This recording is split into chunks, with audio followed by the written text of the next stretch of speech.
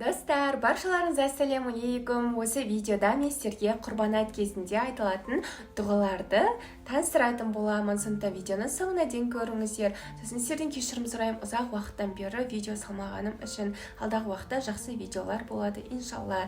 Енді құрбан айт кезінде қандай дұғаларды айтамыз деген сұрақ көп, ол мынандай дұғалар бар. Бірінші, намазың дұғалары.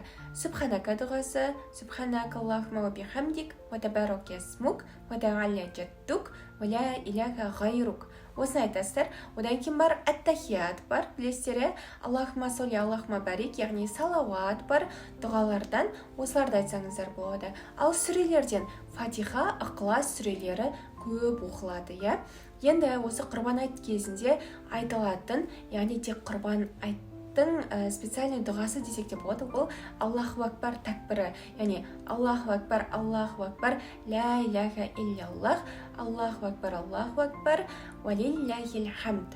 Осыны жаттап алсаңыздар болады. Немесе сәл қиындау десеңіздер, Аллаху акбар деген зікірді көбірек айтып жүріңіздер, жарай ма?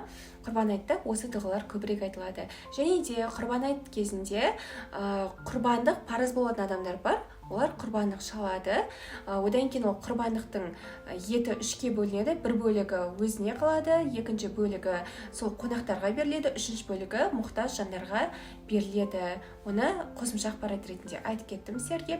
Сонымен қатар бұл уақытта көбінесе Алладан кешірім сұрап, және де Аллах тағаланы мақтап, жаңағы Аллах ұлық деген такбір ғой, Аллаху акбар, соны айтып жүруге кеңес беремін, және де әрине садақаны көбейтуге кеңес беремін. Ал достар, видео сіздерге пайдалы болды деген ойдамын. Лайк басып, комментарий жазып кетіңіздер. Баршаларыңызға ассаляму алейкум.